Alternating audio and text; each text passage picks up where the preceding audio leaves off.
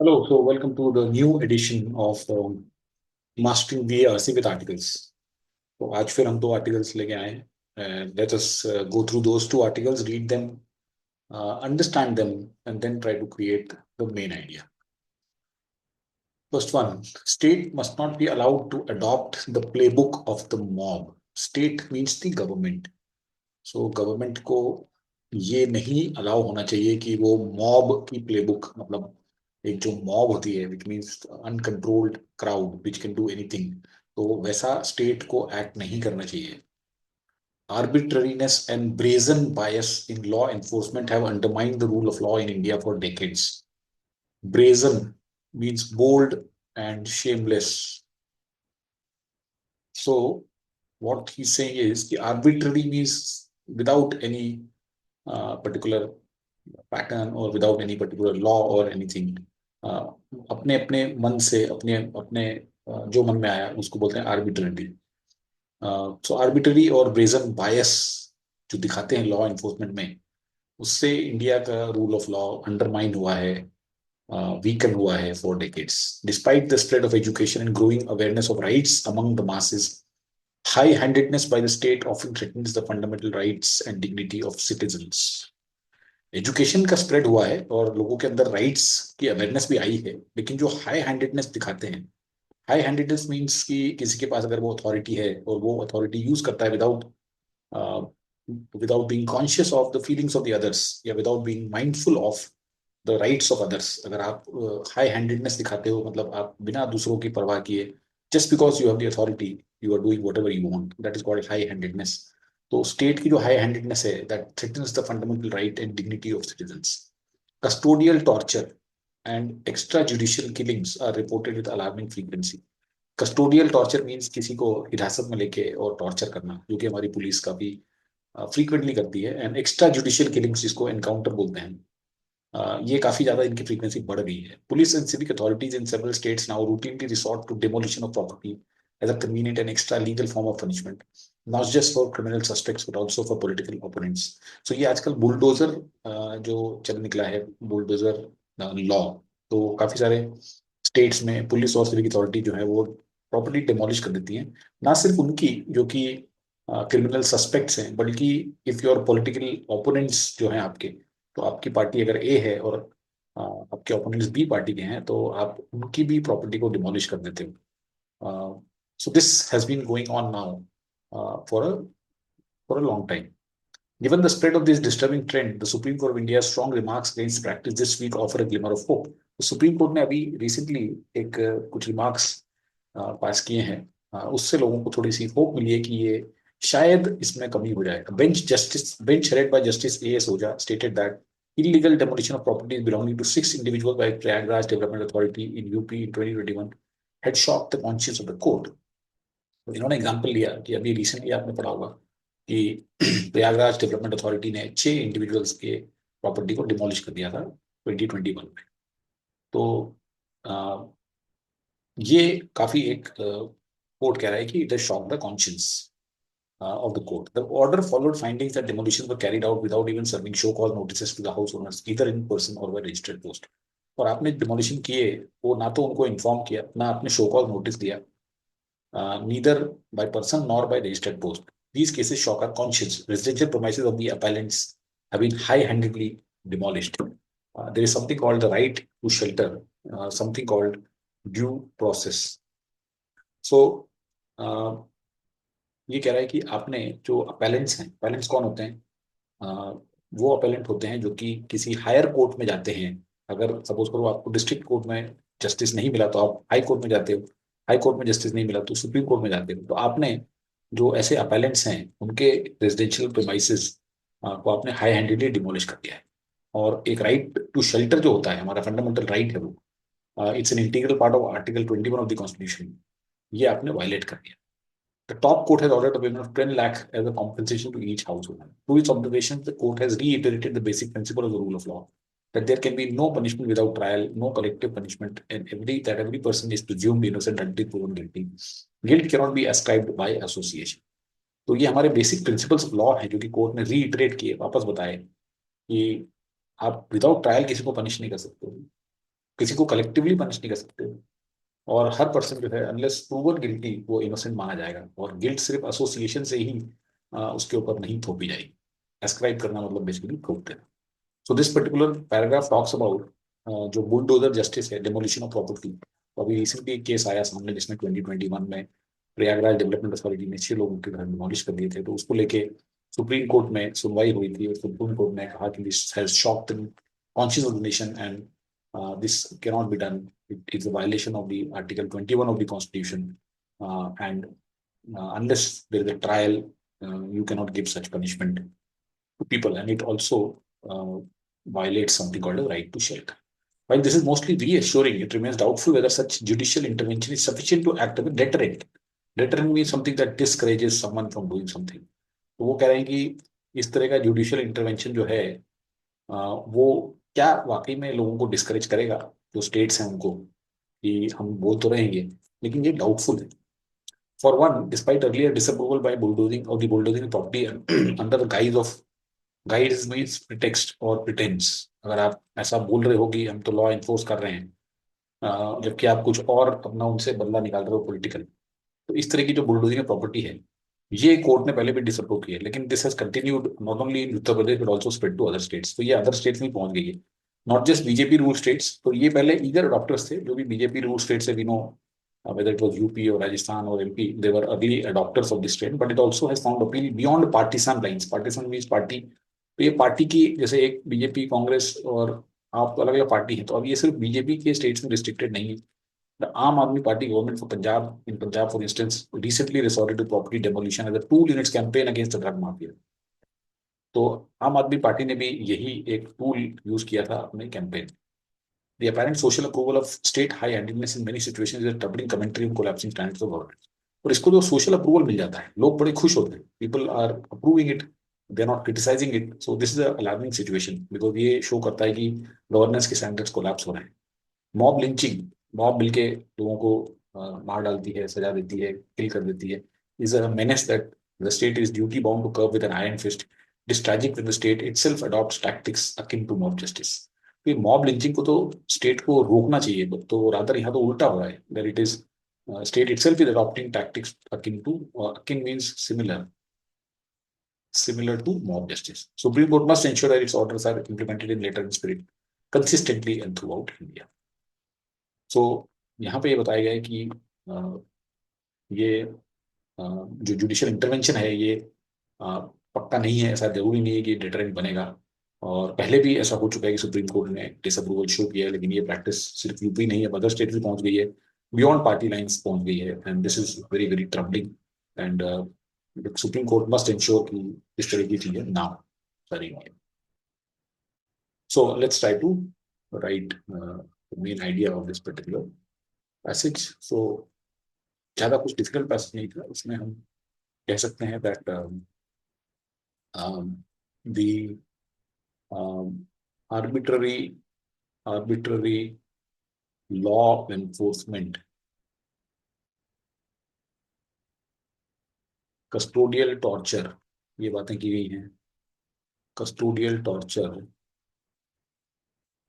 and illegal demolitions, illegal demolitions undermine the rule of law in India.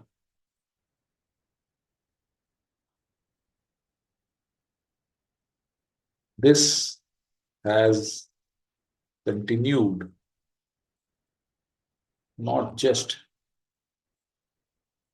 in BJP rule states, but also beyond partisan lines, despite disapproval from the Supreme Court.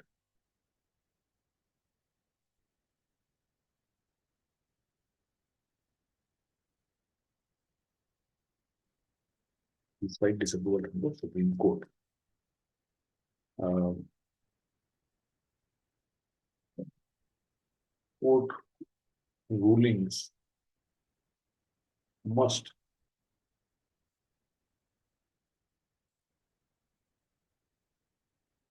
ensure that such instances of mob justice are prevented from happening. Okay, so ये एक किस तरह का main idea है, थोड़ी सपड़ी बना दी हमने. Where we talked about arbitrary law enforcement, custodial torture, illegal demolitions, undermine the rule of law. This has continued not just in the BJP revolution, but also beyond partisan lines, despite disapproval of the Supreme Court. Court rulings must ensure that such instances of mob justice are prevented from. All right, so let's look at the second passage now. The US announced on April 2 a detailed country-specific reciprocal tariff structure. तो ये हम लोग ने देखा है, 2 दिन से यही हल्ला हो रहा है. Stock markets globally are down, battered very very badly. तो 2 अप्रैल को एक detailed country specific reciprocal tariff structure है कि आपके ऊपर कितना टैरिफ, अगर गुड्स आपके यहाँ से आ रहे हैं यूएस में इंपोर्ट हो रहे हैं तो उनके ऊपर इतना परसेंटेज टैरिफ लगाया जाएगा. इंडिया के ऊपर 26% टैरिफ लगाया गया है. This structure is derived on the basis of a formula which puts it at 1/2 of a country's trade surplus with the US divided by its imports from the US. तो एक formula बनाया गया कि 1/2 of a country's trade surplus with the US. So India का US के साथ trade surplus है. There is a significant trade surplus divided by its imports from the US. तो जितना भी इंपोर्ट हम यूएस से करते हैं, तो let's say around $30 billion we import from the US, whereas our trade surplus is around $40-45 billion, which is pretty significant. तो इसके हिसाब से 1/2 of country's trade surplus divided by its imports from the US, इस तरह से कोई formula बनाया उन्होंने और एक 26% बता दिया. Major exporters to the US are affected by the imposition of such a reciprocal set of tariffs. Countries like Cambodia, China, Taiwan, Indonesia, South Africa, South Korea, and Japan would suffer a discounted tariff of 49, 34, 32, 32, 30, 25, 24. So we are not just the only ones. There are countries like this who are even worse sufferers than us. India would suffer a reciprocal tariff of 26%, while EU countries will face a tariff of 20%. These are historically high tariffs emanating from the US. In fact, 115 सालों में पिछले इस तरह के tariffs नहीं देखे गए. So this has totally thrown the global economy into total disarray. It's the first 3 short paragraphs tell you that US has used a formula and on that basis figured out import tariffs on different countries, and almost every country that has got a trade surplus with the US is going to suffer very, very significantly. And India has got a 26% tariff notice. So इसका impact क्या होगा growth पे? First, impact of such high across the board tariffs on major commodity producing countries may lead to short-term adverse impact on global growth. Since the US has remained import dependent for many years, it will take time for it to substitute domestic production for imported goods. Now, suppose there is a company in US which is manufacturing some item and it is importing raw materials or commodities, steel, iron, aluminum, electronic products, machinery parts, lots of things. If let's say they are importing from other countries, so they will have to pay tariffs. And if they pay tariffs, then these goods will cost much higher in the US. तो इसका short term adverse impact होगा global growth पे, because US is a very very big importer. And जैसे ये जितनी भी countries बताई गई है इनकी इकोनॉमी, हमारी इकोनॉमी बहुत ज्यादा अफेक्ट डायरेक्टली नहीं होगी, इनडायरेक्टली होगी, because we don't we of course export a significant amount to the US, but these countries are totally dependent upon the US exports. As such, retail price in US will go up sharply and demand will come down. Major exporting countries to the US will find themselves suddenly nursing large excess capacities. The resultant global slowdown will also adversely affect India's export and GDP growth, which may fall to 6% as against the expectation of 6.5% in 2025-26, unless neutralized by a suitable countervailing policy. One positive impact for India may arise due to lowering of crude oil prices. तो जो भी countries US को export करती थी वो suddenly उनके पास access capacity हो जाएगी. So if you had put up a capacity, keeping US market in mind, so obviously now that capacity will not be utilized और इसके कारण global slowdown हो जाएगा. और इसमें इंडिया की एक्सपोर्ट और जीडीपी ग्रोथ भी हिट हो जाएगी। तो हमारी जीडीपी ग्रोथ अभी बताई जा रही है 6.5% रहेगी आगे कुछ सालों में, लेकिन उसको भी 6% पे फॉल होने की वो आशंका बता रहे हैं। Unless we have some suitable countervailing policies, means we protect our own industry. Countervailing means China के पास में आज सपोज एक्सेस कैपेसिटी हुई किसी प्रोडक्ट की और वो यूएस नहीं बेच पा रहा है तो वो इंडिया में डंप करेगा। We should have some suitable countervailing policies. इसका एक पॉजिटिव इम्पैक्ट भी हो सकता है कि क्रूड की प्राइस क्योंकि लोअर हो जाएगी, because obviously economic slow down हो जाएगा तो क्रूड की रिक्वायरमेंट कम हो जाएगी, डिमांड कम हो जाएगी तो प्राइस कम हो जाएगी, तो that may positively impact India because we are one of the biggest importers of crude. India का रिस्पॉन्स क्या है? India response need not focus so much on tariff rates as the extent of its trade surplus with the US. It should increase its strategic imports from the US, focusing on imports of energy products, including crude and oil and gas, and defense products as well as electronic products requiring advanced technological inputs. तो India जो है वो हमें ज़्यादा focus tariff के ऊपर नहीं करना चाहिए। अह, हमें बेसिकली वहां से इंपोर्ट ज़्यादा करना चाहिए स्ट्रेटेजिकली, जो चीज़ हम दूसरी जगह से करते हैं, जैसे crude oil and gas we are importing from many other countries like Russia and Gulf countries and other places, which we should now start doing it from the US, and also defense products, which we are currently importing mostly from France and Russia, and some part from Israel. So we should do it from there, and also electronic products requiring advanced technological inputs. तो ये India का response हो सकता है। Reciprocal tariff formula has been designed in a manner so that an increase in imports from the US for given amount will have a larger impact on lowering the reciprocal tariff as compared to the fall by a similar amount in India's exports to the US. ये जो formula है इसमें अब जो component है, ऊपर trade surplus है, trade surplus, और नीचे इंपोर्ट्स फ्रॉम यूएस है। वो कह रहा है कि ये जो फॉर्मूला बना है इसमें इसकी सेंसिटिविटी इतनी नहीं है। दैट मीन्स अगर आपका एक्सपोर्ट्स जो है वो बढ़ भी गया आपका या कम हो गया तो उससे इम्पैक्ट नहीं पड़ेगा टैरिफ के ऊपर। टैरिफ का इम्पैक्ट इस पे पड़ेगा अगर ये बढ़ जाता है, if this denominator goes up then the reciprocal tariffs will come down. So therefore, is suggesting that we should start importing more from the US so that this reciprocal tariffs start coming down. क्योंकि ये इस तरीके से design किया है। So I hope this particular sentence, which is very important, is clear. India's growth has remained dependent on domestic growth drivers and it can sustain a growth of 6.5% in 2025 using monetary and fiscal policies. तो हमारी monetary policies जो होती हैं, monetary policies basically the interest rates, fiscal policy, the taxation structure, तो ये हम use करके अपनी ग्रोथ को मेंटेन रख सकते हैं। In particular, policy rate can be reduced by about 75 basis points during the calendar year 2025. तो अभी हमारा जो रिपो रेट है वो 6.25%, जो कि 6.5% था बहुत बहुत लंबे टाइम तक, जिसको कि अभी लास्ट मॉनेटरी पॉलिसी जो थी फरवरी में उसमें कम किया गया। Now he's saying subsequently we can decrease it by 75 basis points. That means we can lower it to 5.5%. This will give a boost to the economy. जब इंटरेस्ट रेट्स कम होते हैं तो इकोनॉमी को बूस्ट मिलता है। It can continue its policy of supporting infrastructure growth with government-driven investment. The government can continue investing in infrastructure development. Contribution of net exports to India GDP growth has been low and negative in the recent years. जो GDP होती है उसको calculation जब करते हैं तो that is basically the formula consumption, this private consumption plus investment, private investment plus government expenditure plus X, this X is the net exports. तो net exports हमारे कोई बहुत ज्यादा रहे नहीं, तो इसलिए जीडीपी के ऊपर बहुत ज्यादा इम्पैक्ट नहीं एक्सपेक्ट कर रही है। Because contribution of net exports to India's GDP was has been low and negative in recent years. Even if it remains negative, augmenting domestic demand can overcome its adverse growth effect. तो हमारी अगर domestic demand जो है इसको हम बढ़ा दें, government spending बढ़ा दें, तो इसके अगर जो कम भी होता है तो we can offset it. Contribution of net exports to India's GDP growth has been limited. It was negative in 23-24 and expected to be marginally positive in 2024-25. तो हम उस तरीके से हिट नहीं होंगे। However, sectors that will suffer an adverse first impact on exports include employment-intensive sectors such as textiles and gems and jewelry. It may be helpful, however, to remember that countries who may be India's competitor in textile may also not be able to respond effectively, since in order to reduce the reciprocal tariff in the next round of revisions, they will have to reduce their trade surplus in the areas.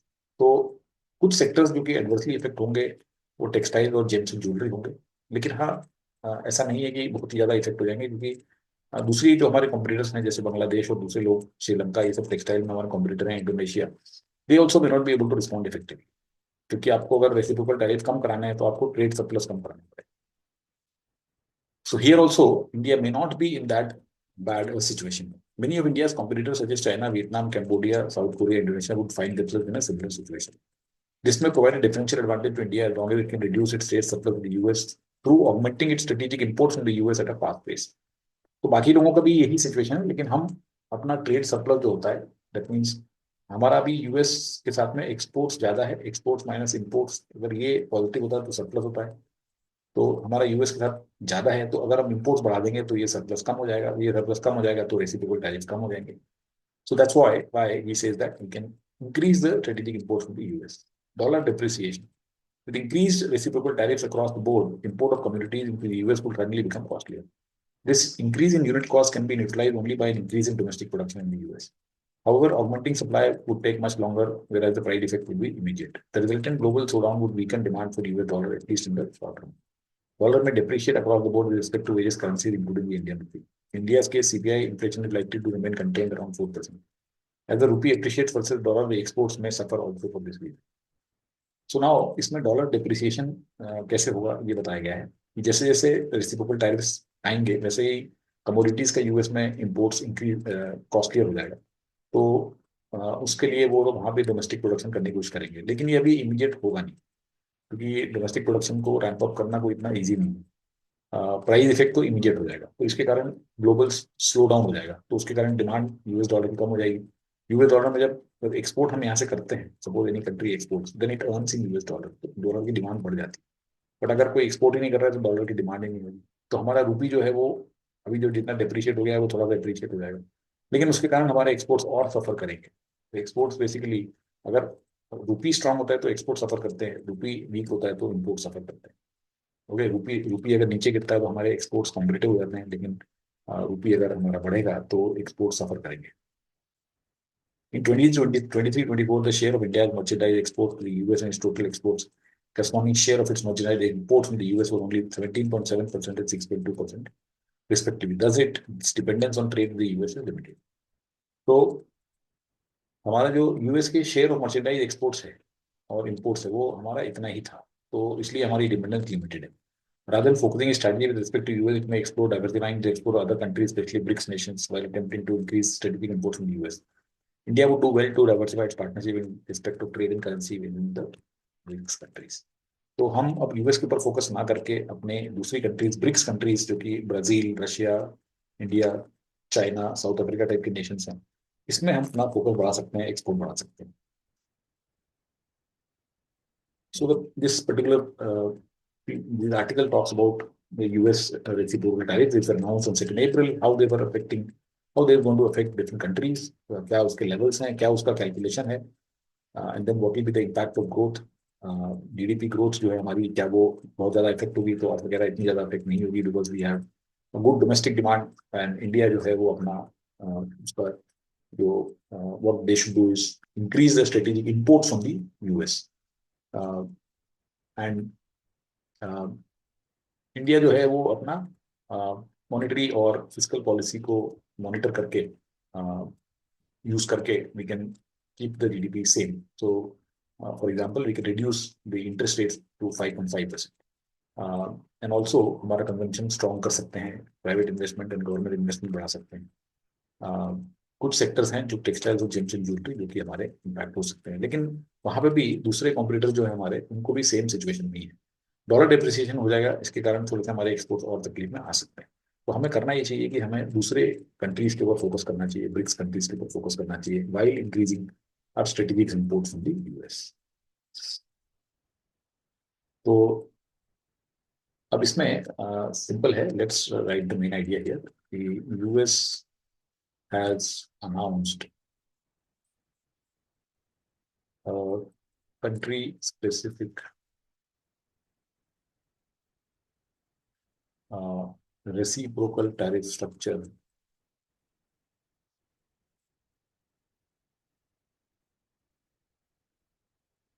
uh, based on a formula that considers a country's trade surplus with the US its and the imports from the US. While these tariffs will EARIFFS will significantly impact major exporters like China, EU, and others. India can mitigate or reduce, you can say, the impact by increasing strategic imports from the US and diversifying trade partnerships, especially with BRICS nations, especially with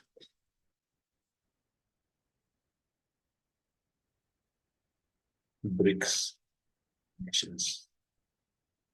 That's the main idea here. So I hope passages and the explanations and the main idea is clear. That's it for today. Thank you, and I'll see you tomorrow. Meantime, if you wish to join our VARC classes, you can get in touch with me using these details. Thank you and have a great day ahead.